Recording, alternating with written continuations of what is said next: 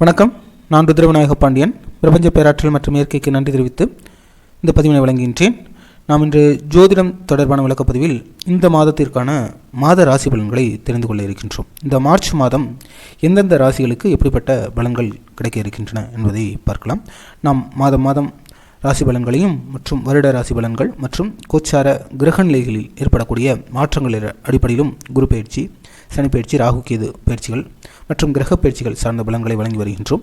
இந்த மாதத்தில் என்னென்ன ராசிகளுக்கு என்னென்ன பலன்கள் கிடைக்க இருக்கின்றன என்பதை பார்க்கலாம்.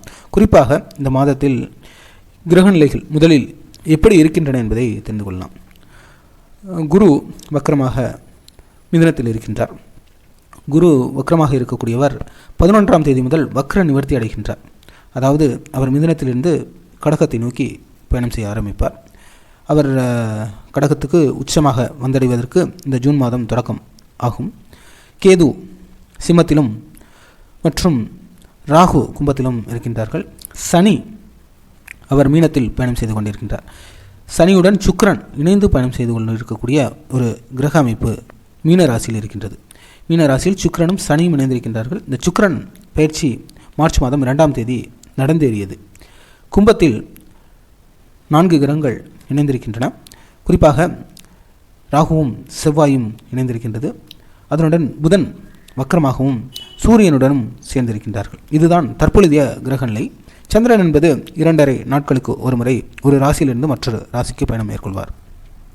மற்றும் இந்த மாதத்தில் என்னென்ன கிரக மாற்றங்கள் நிகழ இருக்கின்றன என்பதையும் பார்க்கலாம். 11ஆம் தேதி குரு வக்ர நிவர்த்தி அடைவார். அடுத்ததாக 14ஆம் தேதி மாத பயிற்சி செய்யக்கூடிய சூரியன் கும்பத்திலிருந்து மீனத்துக்கு சென்றடைவார். பிறகு 21ஆம் தேதி புதன் வக்ரமாக இருக்கக்கூடியவர் வக்ர நிவர்த்தி அடைவார்.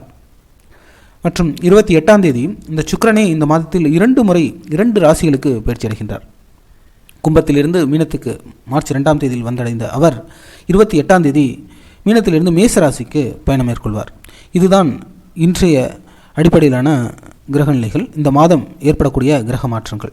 இதன் அடிப்படையில் என்னென்ன உலகளாவிய முன்னேற்றம் ஏற்பட போகின்றது என்பதை பார்க்கலாம். இதன் அடிப்படையில் நாம் கடந்த மாதமே விளக்கியிருந்தோம் என்னென்ன சேஞ்சஸ் நடக்க போகுது, பெரிய பெரிய டிசாஸ்டர் பிரச்சனைகள் அப்படிங்கிறதெல்லாம் இந்த 23ஆம் தேதிக்கு இந்த செவ்வாய் பயிற்சி நடந்தேறிய பிறகே உங்களுக்கு என்னென்ன பிரச்சனைகள்லாம் வரப்போகுதுன்னு நான் போன மாத பதிவிலும் சொல்லியிருந்தேன். செவ்வாய் பயிற்சி அடைந்ததுக்கு பிறகும் நான் சொல்லியிருந்தேன், அதாவது இந்த இப்போ நடந்துக்கிட்டு இருக்கு ஈரான் இஸ்ரேல் வார், இது மாதிரி பிரச்சனைகள்லாம் வரும். உலக நாடுகளுக்கிடையே ஒரு பதற்றம், பொருளாதார அடிப்படையில் ஏற்ற இறக்கம், தங்கம் விலையில் இருக்கக்கூடிய மாற்றம் மற்றும் இயற்கை சார்ந்த நடைபெறக்கூடிய சீற்றங்கள், பிரச்சனைகள், மக்கள் மனநிலையில் என்ன ஓட்டத்தில் ஏற்படக்கூடிய மாற்றங்களாக இருக்கட்டும், மற்றும் சில நுட்பமான மருத்துவ ஆராய்ச்சிகள், ஏஐயில் ஏற்படக்கூடிய புரட்சி மற்றும் விமான விபத்துக்கள், குறிப்பாக விமான விபத்துக்கள், பூகம்பங்கள், நிலநடுக்கம், இது போன்ற பிரச்சனைகள்லாம் இந்த 23ஆம் தேதியிலிருந்தே ஆரம்பித்து விடுகிறது. சென்ற மாதம் பிப்ரவரி 23 ஆரம்பித்து விடுகிறது. அது இன்னும் குறிப்பிட்ட காலத்துக்கு இருக்கத்தான் போகின்றது. இன்னும் ஒரு 1.5 மாதம் 2 மாதம் இது சார்ந்த தாக்கம் பிரச்சனைகள் இருக்கும். அதனால் பொதுவாக விபத்துக்கள், அது சாலை விபத்துக்களாக இருக்கலாம், விமான விபத்துக்களும் ஒன்றுதான், ஏவுகணை தாக்குதலும் ஒன்றுதான். ஒரு போர் எல்லாம் இன்றைய போர் என்றாலே பார்த்தோம் என்றால் உங்களுக்கு நாடுகளுக்கு இடையில் எல்லையில் நடக்கக்கூடிய பிரச்சனை, ஒரு இராணுவ வீரர்களுக்கு இடையான மோதல் என்பதை காட்டிலும் இப்பொழுது வானளாவிய ஒரு போர் பதற்றம், அப்படிப்பட்ட சூழல் தான் இருக்கின்றது. அது என்பது ஏவுகணை மூலமாக, ட்ரோன்ஸ் மூலமாக தாக்குவது. இது எல்லாமே விமான விபத்துக்களுக்கு நம்ம பொருத்தி பார்க்க முடியும். நான் அதான் குறிப்பிட்டு இந்த போன்ற 23ஆம் தேதியிலிருந்தே உங்களுக்கு இந்த விமான சம்பந்தப்பட்ட பிரச்சனைகள், வானியல் கருவிகள் சார்ந்த பிரச்சனைகள் இதுதான் அதிகமாக ஏற்படும் என்பதை நான் குறிப்பிட்டிருந்தேன். அது சார்ந்தே இப்பொழுது நிகழ்வுகளும் அரங்கேறி கொண்டிருக்கின்றன. இதுபோன்று நிறைய பிரச்சனைகள் கொண்ட ஒரு காலகட்டமாகவே உலகளாவிய சூழல் இருக்கின்றது. ஒரு நியூக்ளியர் அணு ஆயுத உலை சம்பந்தப்பட்ட அது கதிர்வீச்சு வெளி வருவதற்கான சாத்தியக்கூறுகள் இருக்கின்றதா என்பதால் என்று பார்த்தோம் என்றால் நிச்சயமாக அதற்கான சாத்தியக்கூறுகளும் இருப்பதனால் இந்த மாதமும் கவனமாக இருக்க வேண்டும். அடுத்த செவ்வாய் பயிற்சி இருந்தாலும், அது மீனத்துக்கு செவ்வாய் சென்றாலும் கூட, இன்னும் செவ்வாய் மீனத்துக்கு சென்றாலும் மேசத்துக்கு ஆட்சியாக சென்றாலும் பிரச்சனை தான். இன்னும் ஒரு 2-3 மாதத்துக்கு இந்த செவ்வாய் இருக்கக்கூடிய சூழல் அடிப்படையே இந்த உலக மாற்றங்கள் தீர்மானிக்கப்படக்கூடியதாக இருக்கின்றது. ஏனென்றால் செவ்வாய் இன்று ராகுவுடன் அடுத்து சனியுடன் சேருவார். அதன் அடிப்படையில் இன்னும் ஒரு 2-3 மாத காலத்துக்கு ஓரளவு போர் பதற்றம், உலகளாவிய சூழலில் ஏற்படக்கூடிய மாற்றங்கள் சற்று கவனமாக இருக்கக்கூடிய காலம்தான். ஏனென்றால் இங்கு ராகு கும்பத்திலும் சனி மீனத்திலும் இருப்பதன் அடிப்படையிலேயே இந்த பிரச்சனைகள் இது நான் முன்பே குறிப்பிட்டபடி இன்று தொழில்நுட்ப வளர்ச்சி மாறிவிட்டது, மக்களுடைய எண்ண நிலை மாறிவிட்டது. ஒரு கட்டமைப்பு என்பது சிதைந்து கொண்டிருக்கின்றது. இன்று உலகம் என்பது ஒரு பொருளாதார அடிப்படையிலும் சரி, கம்யூனிகேஷன்ஸ் அடிப்படையிலும் இன்று யார் வேண்டுமென்றாலும் யாரை வேண்டுமென்றாலும் தொடர்பு கொள்ள முடியும். அந்த அளவுக்கு தொழில்நுட்பம் வளர்ந்திருக்கும் பட்சத்தில் மக்களுடைய மனநிலை, எண்ண ஓட்டம், செயல்பாடுகள் அதில் நிறைய மாற்றங்கள் இருப்பதனால் மக்கள் அந்த நிலைக்கு தகுதியானவர்களாக தன்னை மாற்றிக்கொள்ளாத வரைக்கும் பிரச்சனைகள். அதன் அடிப்படையில் உலக அழிவு என்பது கொஞ்சம் கொஞ்சமாக இந்த சனிப்பயிற்சி, அடுத்த சனிப்பயிற்சி 30 வருடம் கடந்து பார்த்தோம் என்றால் இன்று இருக்கக்கூடிய மக்கள் தொகையில் அன்று இருக்கக்கூடிய அளவுக்கும் நிறைய வித்தியாசம் இருக்கும். மக்கள் நிறைய பேர் இது போன்ற அழிவை நோக்கி செல்லக்கூடிய ஒரு காலகட்டம். அழிவு என்பது பல்வேறு வகையில் ஏற்படலாம். உங்களுக்கு இது போன்ற ஆரோக்கியம் சம்மந்தப்பட்ட ஏதாவது டிசீஸ் பரவுறதாக இருக்கட்டும், இன்ஃபெக்ஷன்ஸ் மற்றும் விபத்துக்கள், இது போன்ற மக்களுக்கு இடையே உள்ள அந்த ஈகோ போட்டியின் அடிப்படையில் மற்றும் பொருளாதார அடிப்படையில், மக்கள் வாழ்வியல் சார்ந்து, வாழ்வாதாரம் சார்ந்து, இது போன்று பல்வேறு அடிப்படையில் இந்த அழிவு என்பது ஏற்படும். இதுபோன்று அதுக்கு மக்கள் தன்னை தகுதிப்படுத்தவர்களாக, அதாவது இந்த உலகமே இயற்கை பஞ்சபூதங்களால் கட்டமைக்கப்பட்டது. அந்த பஞ்சபூதத்துக்கு தகுந்தாற் போல நம்மை நாம் கட்டமைத்து கொள்ளாத வரை இந்த பிரச்சனைகள் இருந்து கொண்டே இருக்கும். இனி உள்ள காலம் போட்டி நிறைந்த ஒரு காலமாகவே இருப்பதனால் மக்கள் அதற்கு தன்னை தயார்படுத்திக் கொள்வது மிக மிக அவசியம். எந்தெந்த ராசிக்கு எப்படிப்பட்ட பலன்கள் இருக்கப் போகின்றது என்பதை பார்க்கலாம். முதலில் மேசராசி. மேசராசிக்கு பொறுத்தவரை ஓரளவு பரவாயில்லை என்று தான் குறிப்பிடலாம். இருந்தாலும் அவர்களுக்கு குடும்ப பிரச்சனை வரும். வெளிமாநிலம் வெளிநாடு தொடர்புகள் அவசியம். குடும்ப பிரச்சனை வரும். கணவன் மனைவி உறவில் பிரச்சனைகள் அதிகமாக இருக்குங்க. ரொம்ப ரொம்ப கவனமாக இருக்கணும். குறிப்பாக நண்பர்கள் மற்றும் கணவர் மனைவி உறவில் கவனம் தேவை. அவங்க இது மாதிரி செயல்பட்டாங்கன்னா வெளிமாநிலம் வெளிநாடு அரசியல் தொடர்பில் இருக்கவங்களுக்கு நல்லது. ஆன்லைன் எக்ஸ்போர்ட், நீண்டகால முதலீடுகள் செய்பவர்களுக்கு நல்லது. ஒரு பயணம் அலைச்சல் இருந்துக்கிட்டு தான் இருக்கும். இது மாதிரி ஒரு சூழல் தான் இருக்குது. மற்றபடி ஆரோக்கியம் சார்ந்து பார்க்குறப்ப இந்த ஹார்மோன் இம்பேலன்ஸ்லாம் வரும், தூக்கம் இல்லாது, கனவு, இன்ட்யூஷன்ஸு, வேறு ஒரு தொடர்புகள்லாம் வரும். மேசராசிக்காரர்களுக்கு இரண்டாவது திருமணத்துக்கான வாய்ப்புகள், அதுக்கான பாசிபிலிட்டிஸ்லாம் இருக்கும். அதிலெல்லாம் கொஞ்சம் கவனமாக இருக்க வேண்டிய ஒரு கால சூழல் தான் இருக்குங்க. ஏன்னா சுக்கிரன் 12 வர்றதுனால அதனால் நிறையா மனதளவில் நிறைய குழப்பம், சஞ்சலம், ஒரு முடிவெடுக்கக்கூடியதில் இஷ்யூஸ்லாம் இருக்கும். இதெல்லாம் பார்த்துக்கணும். மற்றபடி நான் குறிப்பிட்ட அடிப்படையில் கொஞ்சம் ஹையர் லெவலில் செயல்படும் பட்சத்தில் பெனிஃபிட்ஸ் நல்லபடியாக இருக்கும். ரிஷபராசிக்காரர்களுக்கு இந்த மாதம் எப்படி இருக்க போகின்றது என்பதால், ரிஷபராசிக்கு நல்லாகவே இருக்குது. எல்லா கிரகங்களும் வலிமையாகவே இருக்குது. அவங்களுக்கு அரசியல் தொடர்புகள் இது போன்ற அமைப்புகளில் சிறப்பாக இருக்குங்க. ராசி அதிபதியை உச்சமாக வர்றாரு. அதன் அடிப்படையில் வேலையிலலாம் கொஞ்சம் வெளிமாநிலம் வெளிநாடு இந்த முயற்சிகள் நல்ல பலன் கொடுக்கும். வேலையிலையும் ஒரு உயர் பதவிகள், முன்னேற்றம் கிடைக்கிறதுக்கெல்லாம் வாய்ப்புகள் உண்டு. மற்றபடி ஆரோக்கியத்துக்கான மேம்பாடுகள், சட்ட சிக்கல்கள், பிரச்சனைகள்லாம் இருந்தாலும் தீர்வு கிடைக்கிறதுக்கு வாய்ப்புகள் உண்டு. குடும்ப முன்னேற்றம், பணவரவு, பொருளாதார முன்னேற்றம் இதெல்லாம் நல்லா இருக்குது. மற்றபடி கிரகங்கள்லாம் வலிமையாகவே இருக்குது. ரிஷபராசியை பொறுத்த வரைக்கும் மற்ற ராசிக்காரர்களை கம்பேர் பண்ணுறப்ப ஓரளவு சிறப்பாக இருக்குங்க. ஓரளவு தாமதமான ஒரு பலன்கள் கிடைக்கும். கொஞ்சம் லேட்டானாலும் ஒரு நல்ல வலுவான ஸ்ட்ராங்கான ஒரு ப்ராஃபிட்டபிளான பலன்கள் கிடைக்கக்கூடிய ஒரு மாதமாகவே இருக்குது. மிதுன ராசியை பொறுத்த வரைக்கும் நீங்கள் அந்த பார்ட்னர்ஷிப்பில் கொஞ்சம் பிரச்சனைகளை அனுபவிச்சு கொண்டு இருக்கீங்க. உங்களுக்கு பொறுத்த வரைக்கும் பொதுவாக அடுத்து வரக்கூடிய அந்த குரு வக்ர நிவர்த்தி அடைஞ்சிட்டாலே நிறையா உங்களுக்கு இம்ப்ரூவ்மெண்ட்ஸ் இருக்குங்க. திருமணத்துக்கான பாசிபிலிட்டிஸ் எல்லாம் ஏற்படும். அதே போல் உங்களுக்கு அரசியல் தொடர்புகள் நல்லாயிருக்கு. ஆரோக்கிய மேம்பாடு பலன் கொடுக்கும். பூர்வீக சொத்துக்களில் இருக்கக்கூடிய பிரச்சனைகள்லாம் கொஞ்சம் நிவர்த்தியாகி அதுலேருந்து தீர்வு கிடைக்கிறதுக்கு வாய்ப்புகள் உண்டு. அதே போல் ஓரளவு சிறப்பாக இருக்குங்க. பொதுவாக மேசம், ரிஷபம் மற்றும் மேசத்துக்கு இருக்கக்கூடிய டிஃபிகல்ட்டிஸை சொல்லியிருந்தேன். பட் ரிஷபம் மற்றும் மிதுனம் 2 பேருக்குமே ஓரளவு இந்த மாதம் சிறப்பாகவே இருக்கக்கூடிய காலகட்டமாகவே இருக்குது. குறிப்பாக லாங் டேர்ம் இன்வெஸ்ட்மெண்ட்ஸ் எல்லாமே பலன் கொடுக்கக்கூடியதாக இருக்கும். சொத்துக்கள் சார்ந்த பிரச்சனைகள் தீர்றதுக்கு, ஆன்மீக ஈடுபாடுகள்லாம் உங்களுக்கு வரதுக்கு வாய்ப்புகள் ஏற்படும். காதல் இருக்கவங்களுக்கு காதல் கைகூடும். சுக்கிரன் உச்சமாக வர்றதுனால குறிப்பாக உங்களுக்கு குழந்தை பாக்கியம் கிடைக்கிறதுக்கு வாய்ப்புகள் ஏற்படுத்தி கொடுக்கும். அதே போல் திருமணம் சார்ந்த முயற்சிகளும் இந்த 11ஆம் தேதிக்கு பிறகே ஓரளவு நல்ல ஒரு யோகமான பலன்களை கொடுக்கக்கூடியதாக இருக்கும். நிறைய விஷயங்கள் பாசிட்டிவான தன்மைகள் தாங்க இருக்குது. அடுத்தது கடகராசி. கடகராசியை பொறுத்த வரைக்கும் நான் முன்பே குறிப்பிட்டிருந்தேன், ஆப்போசிட் ஜெண்டர் சார்ந்து அவங்க கொஞ்சம் கவனமாகவே இருக்கணும் அப்படின்னு. ஆண் பெண் சம்பந்தப்பட்ட, ஏன்னா 8ஆம் இடம் சார்ந்து அதிகமான கிரகங்கள் இருக்கிறதுனால விபத்துக்கள் சார்ந்து கொஞ்சம் கவனம் தேவை இருக்குது. மற்றபடி இந்த மாதம் வீடு, சொந்த வீடு, வாகனம், சொத்துக்கள் சார்ந்த முயற்சிகள்லாம் பலன் கொடுக்குங்க. அவங்களுக்கு எதில் கவனமாக இருக்கணும்னா குழந்தைகளோட ஆரோக்கியத்தில் கொஞ்சம் கவனமாக இருக்கணும். மாமனார் மாமியார் உறவுகளில் கொஞ்சம் கவனமாக இருக்க வேண்டும். மற்றபடி அனைத்து கிரகங்களுமே வலிமையாகவே இருக்குது. கொஞ்சம் ட்ராவல் பண்ணுறதுலாம் கொஞ்சம் கவனமாக இருக்கணுங்க. ஒரு இடமாற்றம், பயணம், வசதி இதெல்லாம் கொடுக்கும். உடல் ரீதியாகவும் ஆரோக்கியத்தில் பார்த்திங்கன்னா அந்த மூட்டு வலி, முதுகு வலி இதெல்லாம் வரதுக்கு வாய்ப்புகள் உண்டு. அதேபோல் இந்த வீசிங் இது மாதிரி தொந்தரவுகள், சைனஸ் தொந்தரவுகள்லாம் வரதுக்கு வாய்ப்புகள் அதிகமாக இருக்குது. மற்றபடி உங்களுக்கு வந்து ஆரோக்கியம் சார்ந்த இந்த வேலை சம்மந்தப்பட்ட பிரச்சனைகள்லாம் இருக்குது. நீங்களும் கொஞ்சம் பூர்வீகத்திலையும் தள்ளி இருக்கும் பட்சத்தில் பலன்கள் நன்றாக இருக்கும் அப்படிங்கிற ஒரு கால சூழல் தாங்க இருக்குது. அடுத்ததாக சிம்ம ராசிக்கு இந்த மாதம் எப்படி இருக்குன்னா, உங்களுக்கு வந்து இந்த பொதுவாகவே சிம்ம ராசிக்காரர்களுக்கு இந்த 7ஆம் இடம் சார்ந்து அதிகமாக இருக்கிறதுனால நீங்களும் போராட்டமான ஒரு சூழலில் இருக்கீங்க. நட்பு, நண்பர்கள் அடிப்படையில் கூட்டு தொழில் பண்ணுறவங்களாம் ரொம்ப கவனமாக இருக்க வேண்டிய ஒரு காலகட்டம். அதேபோல் இந்த அரசியல் கட்சியிலே சிம்மராசியாக இருக்கவங்களுக்கெல்லாம் இந்த கூட்டணி அமைகிறதுல ஏகப்பட்ட பிரச்சனைகள் அமைஞ்சாலும் அதில் வந்து ஒரு நெருடல்கள், ஒரு தொந்தரவுகள் இதெல்லாம் சந்திக்கக்கூடிய ஒரு காலகட்டமாக இருக்குது. மனைவியோட ஆரோக்கியத்தில் ரொம்ப கவனமாக இருக்க வேண்டிய ஒரு காலகட்டமாக இருக்குது. உங்களுக்கும் பார்த்திங்கன்னா மறைமுக எதிர்ப்புகள் அதிகமாக இருக்கக்கூடிய ஒரு காலகட்டம். ஏன்னா சுக்கிரனும் 8ல் வந்து உச்சமாக போகிறது வந்து மறைமுக எதிர்ப்புகள் அதிகமாக ஏற்படுத்தி கொடுக்கும். அதேபோல் ஆரோக்கிய சம்மந்தப்பட்ட குறைபாடுகள், ஏற்கனவே உங்களுக்கு அஷ்டம சனியும் நடந்துகிட்டு இருக்கிறதுனால ஆரோக்கிய குறைபாடுகள், வேலையில் பிரச்சனைகள் இதெல்லாம் இருக்குங்க. கொஞ்சம் பூர்வீகத்திலையும் தள்ளி இருக்கிறது நல்லது. நீண்டகால முதலீடுகள் செஞ்சு வச்சுக்கிறது நல்லது. அதேபோல் வந்து குறிப்பாக உறவுகள், நட்பு இதிலெல்லாம் நிறையா பிரச்சனைகள், ஆரோக்கியத்திலையும் பிரச்சனைகள் உள்ள காலகட்டமாகவே இருக்குது. மற்றபடி உறவுகள் சார்ந்தும் ஒரு நம்பிக்கை அடிப்படையிலையும் இயங்குறதுலேயும் பிரச்சனைகள் அதிகமாக இருக்குது. உங்களுக்கு இப்போ உள்ள சூழலில் பாசிட்டிவாக இருக்குது அப்படின்னு சொன்னால் குரு மட்டும்தாங்க பாசிட்டிவாக இருக்கார். அதாவது உங்களுடைய குழந்தைகளோட செயல்பாடுகள் பலன் கொடுக்கக்கூடியதாக இருக்கும். புது முயற்சிகள் நீங்கள் மேற்கொள்வது எல்லாமே பலன் கொடுக்கக்கூடியதாக இருக்கும். அதேபோல் அரசியல் தொடர்புகளில் இருக்கவங்களுக்கு இந்த குரு ஓரளவு பலன் கொடுக்குறாரு. அவரும் இந்த 11க்கு பிறகு வக்ர நிவர்த்தி அடைகிறாரு. அதன் அடிப்படையிலும் ஓரளவு பலன் இருக்கும். வக்ர நிவர்த்தி அடைஞ்சு ஒரு 2 மாதத்துக்கு பலன் இருக்கும். அதுக்கப்புறம் அவர் வந்து உச்சமாக வரப்போ உங்களுக்கு பிரச்சனை மறுபடியும் குருவும் பிரச்சனை கொடுக்கறதுக்கு வாய்ப்புகளை ஏற்படுத்துவார். ஆனால் இந்த காலகட்டம் ஒரு சோதனையான ஒரு காலகட்டம் தான் சிம்மராசிக்காரர்களுக்கு. மற்றபடி மற்ற பலன்கள் அடிப்படையில் ஒரு சிறப்பாக இருந்தாலும் இப்போ தான் வந்து சிம்மராசிக்காரர்கள் அந்த அஷ்டம சனியோட அந்த ப்ரெஷர், அந்த ஸ்ட்ரெஸ்ஸே இப்போ தான் ஃபீல் பண்ணுறாங்க. இது வரைக்கும் அவங்க வந்து ஒரு அஷ்டம சனி அப்படிங்கிற ஒரு உணர்வே இல்லாமல் தான் இருந்தாங்க. ஆனால் இப்போ தான் அதை ஃபீல் பண்ண ஆரம்பிப்பாங்க. ஏன்னா குரு இவ்வளோ நாள் காப்பாற்றிக்கிட்டு இருந்துச்சு. ஆனால் எல்லா கிரகங்களும் இப்போ வந்து அதோட வேலை செய்ய ஆரம்பிச்சிருக்கு. அதனால் சிம்மராசிக்காரர்கள் கவனமாக இருக்க வேண்டிய கால சூழல். கன்னிராசியை பொறுத்த வரைக்கும் உங்களுடைய ராசி அதிபதியே பார்த்திங்கன்னா உங்களுக்கு 6ல் மறைகிறாரு. அதன் அடிப்படையில் வேலையில் நீங்கள் ஈடுபடணும். வேலை சார்ந்த செயல்பாடுகள் பலன் கொடுத்தாலும் கூட ஒரு போராட்டமான ஒரு கால சூழல் தான். குறிப்பாக உங்களுக்கும் உறவுகள் சார்ந்து நிறையா பிரச்சனைகள் இருக்கக்கூடிய ஒரு காலம். சிம்பிளாக சொல்லணும்னா உங்களுக்கு வந்து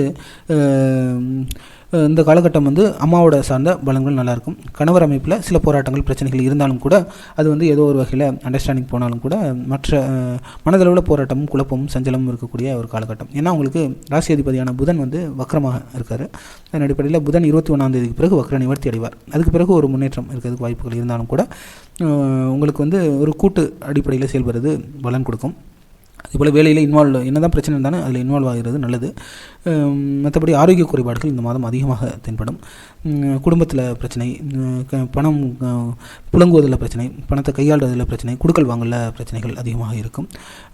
மற்றும் ஏதாவது சட்ட பிரச்சனைகள் இருந்தாலும் கூட உடனடியாக தீர்வு கிடைக்குமானா தீர்வு கிடைக்கிறதுலேயும் இஷ்யூஸ் இருக்குங்க. உடனடியான போராட்டங்கள், பிரச்சனைகள்லாம் இருக்கும். சட்ட பிரச்சனைகள்லாம் ஏற்பட்டாலும் கூட அது தீர்வு கிடைக்கிற அளவுக்கு நகராது. ஆனால் அதில் ஒரு முன்னேற்றம் இருக்கிறதுக்கு வாய்ப்புகளை ஏற்படுத்தி கொடுக்குங்க.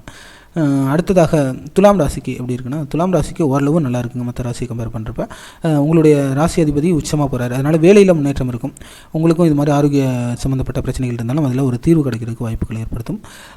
மற்றபடி குருவும் நல்லா இருக்கார். வரக்கூடிய குரு பயிற்சியும், குரு வக்ர நிவர்த்தி எல்லாமே பலன் கொடுக்கக்கூடியதாக இருக்கும். புது முயற்சிகள் எல்லாமே பலன் கொடுக்கும். குழந்தை சார்ந்த இயக்கம் இருக்கவங்க குழந்தை பெறுறதுக்கு வாய்ப்புகள் உண்டு.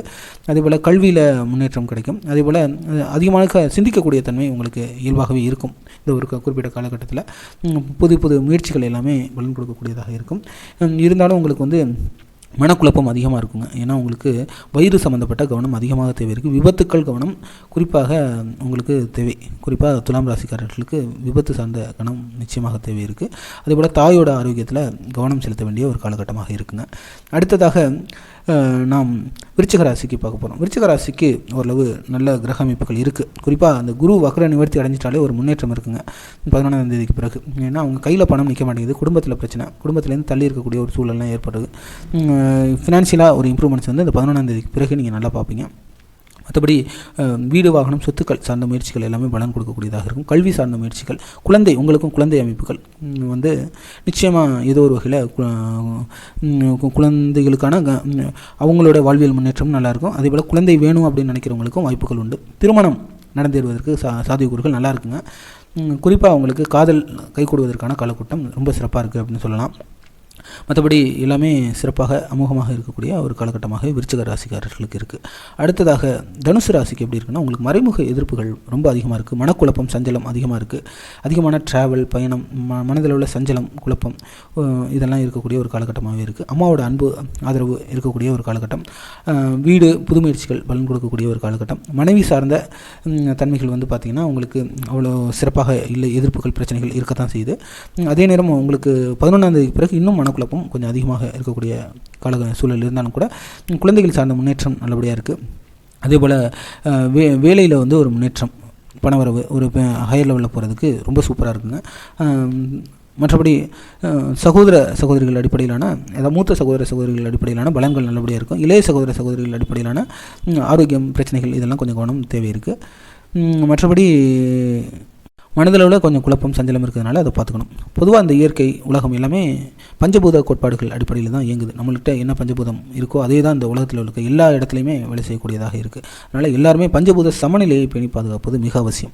எல்லாரிடமும் இருக்கக்கூடிய அந்த நிலம், நீர், நெருப்பு, காற்று, ஆகாயம் பஞ்சபூதங்களான இது எப்படி வேலை செய்யுதுன்னா, நம்மளுடைய உணவின் மூலமாகவும், நல்ல தூக்கத்தின் மூலமாகவும், நல்ல சிந்திக்கக்கூடிய திறன் இதன் மூலமாகவும், நல்ல உடலை குளிர்ச்சியாக வச்சுக்கிறது, இயற்கையோட தொடர்பில் இருக்குது, சூரிய வெப்பம் நம்மளுக்கு படுற மாதிரி உடற்பயிற்சி செய்கிறது, இது மாதிரி வாழ்வியலோட எப்போவுமே கனெக்டாக எங்கேஜாக இருக்கும் பட்சத்தில் எந்த ஒரு பிரச்சனைகள் எப்படி இருந்தாலும் நம்ம வந்து எதிர்கொண்டு அதை சமாளிக்க முடியும். அதுக்கான தீர்வுகளையும் காண முடியும். மகர லக்ன ராசிக்காரர்களுக்கு இந்த மாதம் எப்படி இருக்க போகுதுன்னா, மகர ராசிக்கும் ஒரு நிச்சயமாக ஒரு புது முயற்சிகள் பலன் கொடுக்கக்கூடியதாக இருக்கும். குடும்பத்தில் உறவுகளில் பிரச்சனைகள் இருக்குங்க. மனக்குழப்பம், எமோஷனலாக ரொம்ப டிஸ்டர்ப்டாக இருக்கக்கூடிய ஒரு காலகட்டமாகவே இருக்குங்க. ரொம்ப ஃபேமிலியில் வந்து பார்த்திங்கன்னா கொஞ்சம் போராட்டமான ஒரு காலகட்டமாக இருக்கும். பணம் ஃபினான்ஷியலாகவும் ஹேண்டில் பண்ணுறதுல ரொம்ப கவனம் தேவை இருக்குது. மற்றபடி உங்களுக்கு பார்த்திங்கன்னா ஏதாவது சட்ட பிரச்சனை, போராட்டம் இதற்கெல்லாம் ஒரு தீர்வு இருக்குது. அதேபோல் கணவர் மனைவி உறவுகள் வலுப்படுவதற்கான ஒரு காலகட்டம் 11ஆம் தேதிக்கு பிறகு ஏற்படுங்க. மற்றபடி உங்களுக்கு காதல் இது மாதிரி இருந்தாலும் எதிர்ப்புகள் வர்றதுக்கு வாய்ப்புகள் உண்டு. குழந்தை யோகம் உங்களுக்கு கிடைக்கிறதுக்கு வாய்ப்புகள் உண்டு. ஏதாவது ட்ராவல், ஆன்மீக பயணம் இது மாதிரி மேற்கொள்கிறவங்களுக்கு ஓரளவு நல்ல சாத்தியக்கூறுகள், நல்ல முன்னேற்றம் இருக்குது. டிரான்ஸ்போர்ட்டு, ஃபேமிலியோடு சேர்ந்து பிஸ்னஸ் பண்ணுறவங்களுக்கு ஓரளவு ஏதோ ஒரு வகையில் முன்னேற்றம் இருக்கும் அப்படிங்கிறது தென்படுதுங்க. அடுத்ததாக கும்பராசிக்காரர்களுக்கு இது வந்து ரொம்ப ரொம்ப கடினமான ஒரு காலசூழல் அப்படின்னே சொல்லலாம். ஏன்னா ராசிலேயே 4 கிரகங்கள் சேர்ந்துருக்கிறதுனால குடும்ப முன்னேற்றம்லாம் ஓரளவு நல்லா இருந்தாலும் கூட சுய முன்னேற்றம் மிக மிக அவசியமான ஒன்றாக இருக்குது. அவங்களுக்கு வந்து நிறைய விபத்து கவனம் தேவை, ஆரோக்கிய கவனம் நிறைய தேவை இருக்குது. மற்றபடி அவங்களுக்கு என்னென்ன முயற்சிகள் பலன் கொடுக்குன்னா, குழந்தை யோகம் இருக்குங்க. குழந்தைகள் சார்ந்த முன்னேற்றம், கல்வி முன்னேற்றம் இருக்குது. ஃபேமிலியோடு சேர்ந்து செயல்படுறது நல்ல பலன்கள் கிடைக்கும். பூர்வீகத்திலேயும் தள்ளி இருக்கக்கூடிய அமைப்புகள் பலன் கொடுக்கக்கூடியதாக இருந்தாலும் கூட இந்த மாதம் வந்து மிகவும் கவனமாக இருக்க வேண்டிய ஒரு காலகட்டமாகவே இருக்குது. அடுத்ததாக மீன ராசிக்கு எப்படி இருக்குன்னா, மீன ராசிக்கும் உங்களுக்கு நிறையா மைண்ட் ரீடிங், இன்ட்யூஷன்ஸ் அதிகமாக இருக்குது. இல்லூஷன்ஸில் அதிகமாக போகக்கூடிய ஒரு காலகட்டம். கும்பம், மீனம் 2 பேருமே அதிகமாக இல்லூஷன்ஸில் இருப்பாங்க. அதுலேருந்து அவங்க வெளியில் வரணும், ப்ராக்டிக்கலான லைஃப்குள்ளே தொடர்பு கொள்ளணும். அதே போல் அவங்க வந்து ஸ்பிரிச்சுவலாக கொஞ்சம் கனெக்ட் ஆகிறது ரொம்ப நல்ல பலன்கள் கொடுக்கக்கூடியதாக இருக்கும். விபத்துக்கள் இவங்களுக்கும் கவனம் தேவை. ஏன்னா சுக்கிரன் வந்து உச்சமாக ராசியிலே வர்றதுனால விபத்துக்கள், மறைமுக எதிரிகள்லாம் சமாளிக்கக்கூடிய ஒரு காலகட்டம். ஈகோவை வந்து கைவிடணும். பொதுவாக மீன ராசினாலே பார்த்தீங்கன்னா நீங்கள் அடுத்தவங்களுக்காக வாழ பிறந்தவங்க. நீங்கள் உங்களை மேம்படுத்தி கொண்டு பிறருக்கு வந்து சாக்ரிஃபைஸ் பண்ணணும் அப்படிங்கிறது தான் உங்களுடைய கர்ம அமைப்பே அப்படி தான் இருக்குது, அப்படி தான் கட்டமைக்கப்பட்டிருக்கு. அதனால் நீங்கள் வந்து உங்களை வந்து நல்லா முன்னேற்றிக்கணும். நல்லா வீடு, வாகனம், சொத்துக்கள், வசதி வாய்ப்பில் நீங்கள் பெரிய அளவுக்கு உயர்ந்து உங்களை சார்ந்து பிறரை வாழ வைக்கும் பட்சத்தில் அந்த ஈகோ இல்லாமல் நீங்கள் செயல்படும் பட்சத்தில் உங்களுடைய வாழ்வியல் முன்னேற்றம் இருக்கும். ஆனாலும் நீங்கள் எதையும் பேலன்ஸ் பண்ணிக்கணும். எல்லாரையும் வாழ வைக்கணும் அப்படிங்கிறதுக்காக உங்களையும் முழுமையாகவும் இழக்கக்கூடாது. உங்களை மேம்படுத்தி கொண்டு பிறரை வாழ வைக்கணும் அப்படிங்கிற எண்ணத்தோடு எப்போவுமே செயல்படுங்க. வெற்றி உங்களுக்கு தானாக தேடி வரும். மற்றபடி உங்களுக்கு வீடு, வாகனம் முயற்சிகள், இந்த குரு வக்ர நிவர்த்திக்கு பிறகு இன்னும் நல்லாயிருக்கும். புதன் வக்ர நிவர்த்திக்கு பிறகு இன்னும் நல்லாயிருக்கும். ஆனால் உங்களுக்கு சொத்துக்கள் சார்ந்த பிரச்சனைகள்லாம் தீர்வு கிடைக்குமானா அதுக்கான தீர்வுகள் இப்போ கொஞ்சம் குறைவாகவே இருக்குது. அதே போல் உங்களுக்கு இப்போ பூர்வீகத்துலேயும் தள்ளி இருக்கணும். குடும்ப உறவுகளில் பிரச்சனைகள், பணம் கையில் இருந்தாலும் அதில் செலவுகள் அதிகமாக இருக்குது. அதெல்லாம் பார்த்து செயல்படுறது நல்லதுங்க. மற்றபடி ஆரோக்கியம் மற்ற விஷயங்களில் எல்லாத்துலேயுமே கவனமாகவே இருக்கக்கூடிய ஒரு கால சூழல் தாங்க இருக்குது. பொதுவாக இந்த மாதம் வந்து உலகளாவிய சூழலும் அவ்வளவு சாதகமாக இல்லை. நிறைய கிரகங்கள் வந்து பார்த்திங்கன்னா ஒரே இடத்துல சூழ்ந்திருக்கும் அடிப்படையிலே இந்த செவ்வாய் வந்து சரியாக இருக்கக்கூடிய நிலை இல்லாத காரணத்தினாலும் உலகளாவிய சூழல் வந்து பிரச்சனைக்குரியதாகவே இருக்குது. குறிப்பாக அந்த ஒரு போர் பதற்றம் இன்னும் 2-3 மாதத்துக்கு இருக்குங்க. நான் சொன்ன மாதிரி இந்த நியூக்ளியர் வெப்பன்ஸ் வந்து அதிகமாக புழங்குவதற்கு வாய்ப்புகள் உண்டு. கண்டிப்பாக அணு கதிர்வீச்சு வர்றதுக்கு வாய்ப்புகள் உண்டு. நுட்பமான ஏதாவது கிருமிகள் வர்றதுக்கு வாய்ப்புகள் உண்டு. நோய்கள், பிரச்சனைகள், குறிப்பாக உங்கள் வீட்டில் இருக்கக்கூடிய இந்த பெட் அனிமல்ஸ் எல்லாம் பார்த்திங்கன்னா ரொம்ப கவனமாக இருக்கணுங்க. அவங்க அதோட செயல்பாடுகளே வித்தியாசமாக இருக்கும். வீட்டில் பெட் அனிமல்ஸ் வச்சுருக்கவங்க மிக மிக கவனமாக இருக்கணும். அதுக்கும் வியாதிகள் வர்றதுக்கும் வாய்ப்புகள் உண்டு. வீட்டில் இருந்து இந்த பறவை காய்ச்சல், ஸ்வைன் ஃப்ளூ, இது மாதிரிலாம் இந்த விலங்குகளுக்கு சம்மந்தப்பட்ட உயிர்கள் அது பிரச்சனைகள், இயற்கையில் இருக்கக்கூடிய மாற்றம், இந்த தாவரம் இதிலெல்லாம் பார்த்திங்கன்னா தாவரங்கள் மூலமாக ஒட்டுண்ணிகள் வர்றதுக்கு வாய்ப்புகள் உண்டு. நம்ம வந்து இந்த வெஜிடபிள்ஸ் எல்லாம் சாப்பிட்றவங்களா, வெஜிடபிள்ஸே வந்து பார்த்திங்கன்னா அதிலே வந்து ஏதாவது கிருமிகள் அது மூலமாக பரவுவதற்கு வாய்ப்புகள் உண்டு. குறிப்பாக இப்போ ரீசெண்ட் டைம்ஸில் நம்ம பார்க்குறோம், இந்த கடல்வாழ் உயிரினங்கள் எஸ்பெஷலி மீன்லலாம் பார்த்திங்கன்னா இந்த பிரச்சனைகள்லாம் இருக்குது அப்படிங்கிற மாதிரிலாம் ரிப்போர்ட் சொல்லுது. அதெல்லாம் இனிமேல் வரும். இந்த மீனில் இருக்கக்கூடிய என்னென்ன வியாதிகள் இருக்குது, நம்மளுக்கு ஒவ்வாமை என்ன இருக்குது, அது மாதிரிலாம் இஷ்யூஸ் நிறையா வரும். குறிப்பாக வீட்டில் வளர்க்கக்கூடிய பிராணிகளை வந்து நீங்கள் எப்படி இந்த 2 மாதத்துக்கு ரொம்ப ரொம்ப ஜாக்கிரதையாக இருக்கணும். அவங்களே பிஹேவ் பண்ணுறதே வித்தியாசமாக இருக்கும்.